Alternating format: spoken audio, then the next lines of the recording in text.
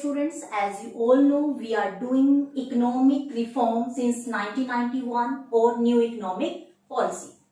Previous video में हमने discuss किया था LPG policy, its merit and demerit. Today we are going to discuss about demonetization. That is a new concept. Demonetization होता क्या है? That is a policy action of the government. It means demonetization का मतलब है government की वो policy that withdraw the status of legal tender from the existing currency. It means government की वो पॉलिसी जिसमें गवर्नमेंट जो है विथड्रॉ कर लेती है क्या? Legal tender from the existing currency. अब देखिए, एग्जिस्टिंग करेंसी का मतलब होता है वो करेंसी जो एट प्रेजेंट मार्केट में अवेलेबल है, जिसको एज प्रेजेंट हम as a medium of exchange accept करते हैं. इट मीन्स हम उसके बदले में गुड्स को सेल परचेज करते हैं.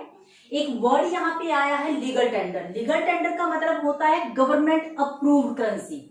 It means currency issued by government and we are legally bound to accept that money as a medium of exchange.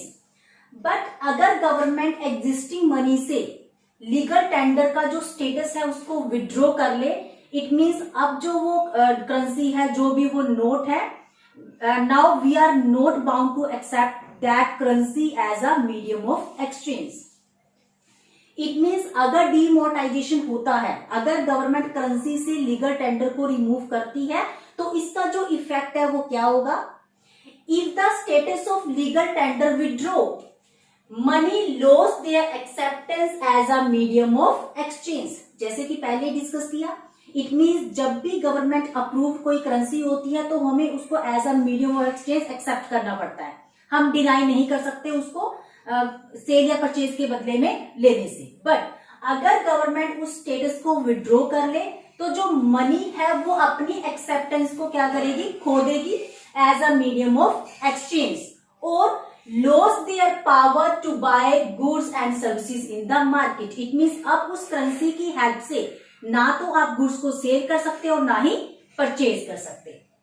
November 8, 2016, as we all know, government of India ने announce किया था demonetisation.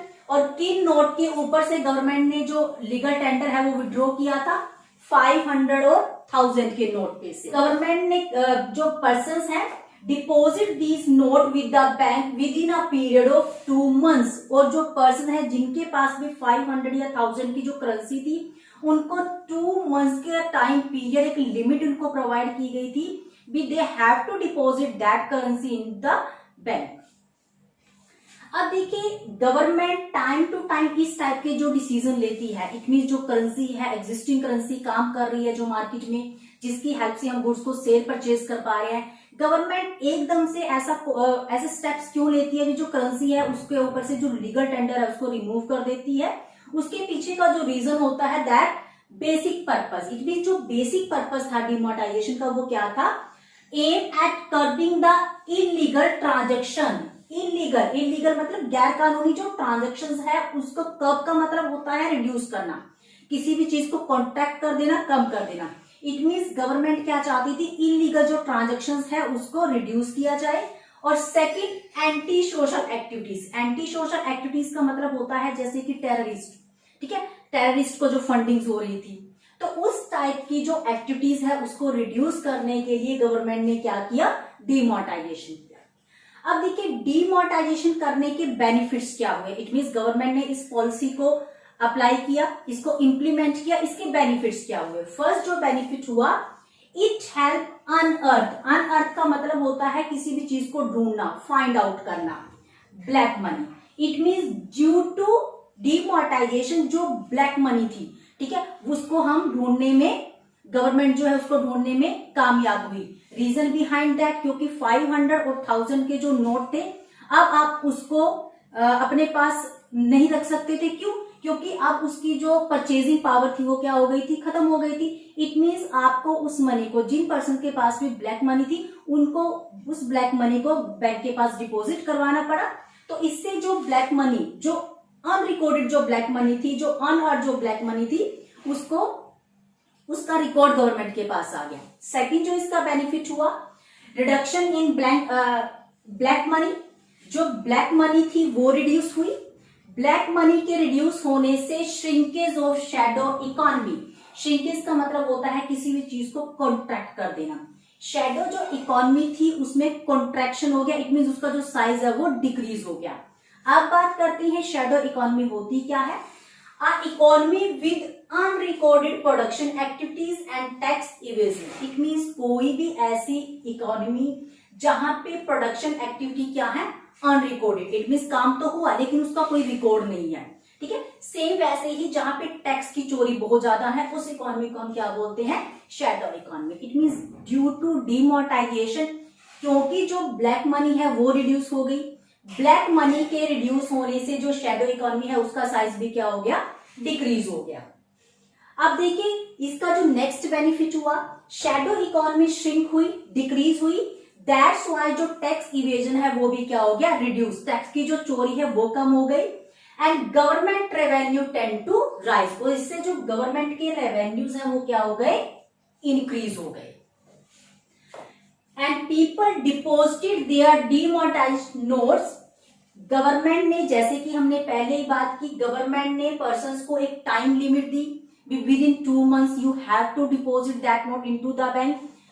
Persons ने अपनी जो money है, जो note उनके पास थे वो बैंक के पास डिपॉजिट किए। इससे क्या बेनिफिट हुआ, जो फाइनेंशियल बेस था बैंकिंग सेक्टर का वो क्या हो गया, एक्सपेंड, एक्सपेंड का मतलब इंक्रीज हो जाना। इट मीन्स जो बैंक्स थे उनका जो फाइनेंशियल जो स्टेटस था, ठीक है, उनका जो बैकग्राउंड था वो क्या हो गया, स्ट्रॉन्ग हो गया। नेक्स्ट जो बेनिफिट हुआ, check on funding to terrorist, जैसे कि हमने कहा इसका जो मेन पर्पस था, जो एंटी सोशल जो एक्टिविटीज है उसको कंट्रोल करना था। तो ब्लैक मनी के बाहर आने से क्या हुआ, जो फंडिंग थी टेररिस्ट की वो कम हो गई, वो रिड्यूस हो गई, और इससे एंटी सोशल जो एक्टिविटीज है वो क्या हो गई, कॉम्पैक्ट, कॉम्पैक्ट का मतलब कम हो जाना। इट मीन्स क्योंकि टेररिस्ट को अब फंडिंग नहीं हो रही थी, उनको फंड्स प्रोवाइड नहीं किए जा रहे थे, तो दैट्स वाई जो एंटी सोशल एक्टिविटीज है वो भी क्या हो गई, डिक्रीज हो गई। नेक्स्ट जो इसका बेनिफिट हुआ, कैश ऑलमोस्ट डिसअपियर, डिसअपियर का मतलब होता है किसी भी चीज का गायब हो जाना, from the market, it means market से जो कैश है वो क्या हो गया, डिसअपियर हो गया।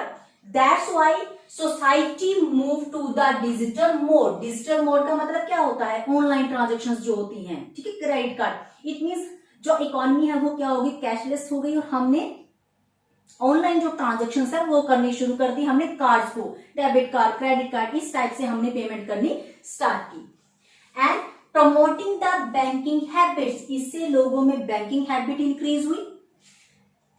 That is a big leap toward the financial inclusion, और इससे जो फाइनेंशियल इंक्लूजन है उसको बढ़ावा मिला, उसको प्रमोट किया गया। फाइनेंशियल इंक्लूजन का मतलब होता क्या है, availability and equality to access the financial services, it means financial services सभी पर्संस को इक्वल अवेलेबल हो, ठीक है, that's known as financial inclusion. क्योंकि जो बैंकिंग सिस्टम है वो स्ट्रॉन्ग हो गया, बैंकों की जो फाइनेंशियल पोजीशन है वो स्ट्रॉन्ग हो गई, जो ब्लैक मनी थी वो बाहर आ गई, इलीगल जो एक्टिविटीज है उसको कंट्रोल कर लिया गया, एंटी सोशल एक्टिविटीज को कॉम्पैक्ट कर दिया गया। दैट्स वाई इकोनॉमी में सोशल जो है, फाइनेंशियल जो है इंक्लूजन हुआ, एज वेल एज लोगों में जो बैंकिंग हैबिट है वो इंक्रीज हुई।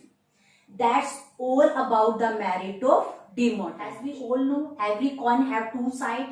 Like merit, there are some demerit of demonetization also. Let's start.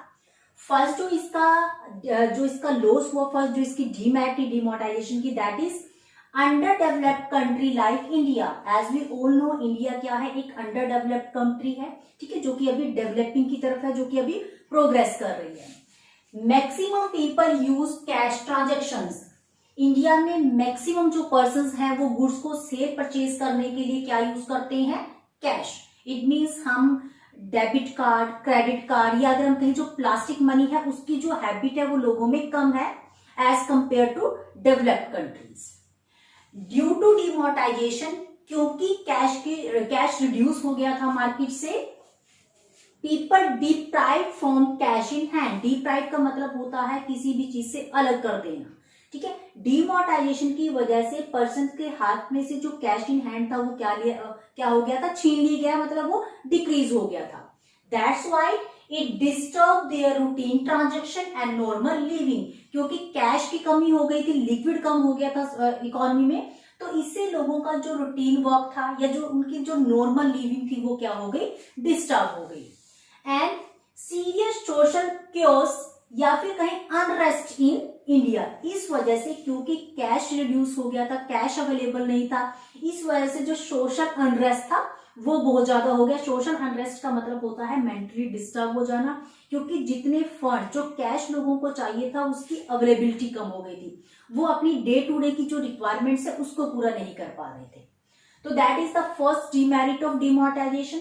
Second जो इसका लॉस हुआ, कैश क्रंच। क्रंच का मतलब होता है किसी भी चीज की कमी, इट मींस कैश डिक्रीज हो गया। That's Y jolt production activity, jolt का मतलब होता है किसी भी चीज को शॉक लगना, एकदम से कोई चीज कम हो जाना, क्योंकि कैश डिक्रीज हो गया। दैट्स वाई जो प्रोडक्शन एक्टिविटीज है उसका लेवल भी क्या हो गया, डाउन हो गया, वो भी डिक्रीज हो गई, क्योंकि प्रोडक्शन करने के लिए हमें इन्वेस्टमेंट की जरूरत थी, but due to demonetization cash जो है वो रिड्यूस हो गया था। कैश की रिडक्शन की वजह से जो प्रोडक्शन एक्टिविटीज है वो भी डिक्रीज हो गई। इस वजह से जॉब्स आर लॉस्ट, इन्वेस्टमेंट नहीं है, प्रोडक्शन डिक्रीज हो गई, इसलिए कुछ पर्संस को ले ऑफ कर दिया गया, कुछ को हटा दिया गया। इट मीन जो पर्संस की जो जॉब है वो हो गई, मतलब लॉस हो गया जॉब्स का, और अनएम्प्लॉयमेंट हो गया इकोनॉमी में। That's why people became more poor, it means वो पर्सन जो डेली बेजर ऐसा काम कर रहे थे, ठीक है, जिनको जो रूटीन की इनकम अर्न कर रहे थे, उन लोगों की जॉब चली जाने से वो पर्सन और भी पुअर हो गए। Second demerit. थर्ड की बात करते हैं, jolt to production activity. Jolt means production activities जो है वो रिड्यूस हो गई। प्रोडक्शन एक्टिविटीज के रिड्यूस होने की वजह से it hurt the overall level of economic activity, क्योंकि प्रोडक्शन एक्टिविटी डिक्रीज हुई, प्रोडक्शन एक्टिविटीज के डिक्रीज होने की वजह से जो ओवरऑल इकोनॉमिक एक्टिविटीज है वो भी रिड्यूस हो गई। Economic activities like production, consumption and investment. It means production activities के डिक्रीज होने से जो इकोनॉमिक एक्टिविटीज है उसका लेवल भी क्या हो गया, डिक्रीज हो गया। That's Y economy facing the slow down. Slow down का मतलब होता है रिसेशन, इकोनॉमी में क्या आ गया, recession. We all know demonetization के बाद एकदम से प्रोडक्शन का लेवल डिक्रीज हो गया था, डिमांड का लेवल डिक्रीज हो गया था, और दैट्स वाई इकोनॉमी में क्या आया था, मंदी आ गई थी, रिसेशन आ गया था। And it tend to cumulate over time. Cumulate का मतलब होता है किसी भी चीज का अप होते चले जाना, इंक्रीज होते चले जाना। इट मीन जब डिमोनेटाइजेशन हुआ उसके जो नेगेटिव इफेक्ट है स्टार्टिंग में कम दिखे, लेकिन जैसे जैसे ड्यूरेशन, जैसे जैसे टाइम स्पेंड होता चला गया उसकी जो डीमेरिट्स थी वो सामने आनी शुरू हो गए। इट मीन जो ये प्रॉब्लम है ये क्यूमुलेट होती चली गई, इंक्रीज होती चली गई टाइम के साथ। नेक्स्ट जो इसका नेगेटिव इफेक्ट हुआ, we all know in India 90% of workforce जो है वो कहां पे एंगेज है, इनफॉर्मल सेक्टर में, या फिर जिसको हम कहें अनऑर्गेनाइज्ड जो सेक्टर है वहां पे 90% जो पर्संस हैं वो एंगेज हैं। और ऐसे वाले सेक्टर में highly cash dependent and cash sensitive, क्योंकि ये अनऑर्गेनाइज सेक्टर है। अनऑर्गेनाइज सेक्टर का मतलब है ये जो पर्संस है परमानेंट नहीं है, ठीक है, कैजुअल वर्कर हैं, डेली बेसिस हैं, ठीक है, डेली के अकॉर्डिंग काम करते हैं और उसके अकॉर्डिंग डेली उनको पेमेंट मिलती है। ये जो सेक्टर है मेनली क्या है, cash dependent and cash sensitive, ठीक है, क्योंकि इनको डेली पेमेंट होती है। डिमोनेटाइजेशन की वजह से huge cut in liquidity, liquidity का मतलब कैश, डिमोनेटाइजेशन की वजह से कैश रिड्यूस हुआ इकोनॉमी में, and it become impossible to purchase the input and cash payment of wages, क्योंकि कैश डिक्रीज हो गया, क्योंकि लिक्विडिटी डिक्रीज हो गई, इस वजह से डेली के इनपुट्स को परचेज करना या डेली वेजेस पे जो पर्संस काम कर रहे थे उनकी जो पेमेंट है वो क्या हो गई, इम्पॉसिबल हो गई। इट मीन्स हम जो एंटरप्रेन्योर्स थे वो डेली वेजेस को उनकी डेली पेमेंट नहीं दे पा रहे थे due to decrease in liquidity. अब इससे क्या हुआ, प्रोडक्शन जो एक्टिविटीज है वो डिक्रीज हो गई, एंड प्रोडक्शन एक्टिविटीज के डिक्रीज होने की वजह से large scale of lay off, lay off का मतलब होता है पर्संस को जॉब से हटा देना, क्योंकि प्रोडक्शन एक्टिविटीज का लेवल डिक्रीज हो गया। अब देखो, अगर प्रोडक्शन ही डिक्रीज हो गई तो इट मीन्स हमें इतने पर्सन्स की रिक्वायरमेंट नहीं है जितने पर्सन्स की रिक्वायरमेंट हमें पहले थी एज अ वर्कर काम करने के लिए। प्रोडक्शन एक्टिविटीज डिक्रीज हुई, that's why number of persons है जिनको जॉब से निकाल दिया गया, और इससे अनएम्प्लॉयमेंट की जो प्रॉब्लम है वो इंक्रीज हो गई सोसाइटी में। एक बार फिर से देखेंगे, इट मीन्स क्योंकि इंडिया में 90% जो वर्क फोर्स है वो कहां पे एंगेज है, इनफॉर्मल सेक्टर में, अनऑर्गेनाइज सेक्टर में। ड्यू टू डिमोनेटाइजेशन, ये जो सेक्टर है हाईली कैश डिपेंडेंट है, कैश सेंसिटिव है, कैश में ही इनकी ट्रांजेक्शन्स होती है रूटीन की। Due to demonetization huge cut in liquidity, liquidity में बहुत ज्यादा डिक्रीज हो गया था। इस वजह से डेली के जो इनपुट्स हैं या डेली की जो कैश पेमेंट है वो इम्पॉसिबल हो गई देना। एंड प्रोडक्शन एक्टिविटीज डिक्रीज हुई, और प्रोडक्शन एक्टिविटीज के डिक्रीज होने की वजह से लार्ज स्केल पे ले ऑफ हुआ, और इससे अनएम्प्लॉयमेंट की जो प्रॉब्लम है वो क्या हो गई, इंक्रीज हो गई। नेक्स्ट जो इसका लॉस हुआ, exchange of currency lead to long queues. As we know, जब हमें करेंसी को कन्वर्ट करना था तो बैंकों के सामने लंबी लंबी जो क्यूज थी वो देखने को मिली। And people feel hurt as not able to use their own money. ठीक है, जो पीपल्स है वो अनकंफर्टेबल वो हो गए क्योंकि वो अपनी ही मनी को यूज नहीं कर पा रहे थे, क्योंकि उनको एक्सचेंज करने में बहुत लंबा टाइम लगा।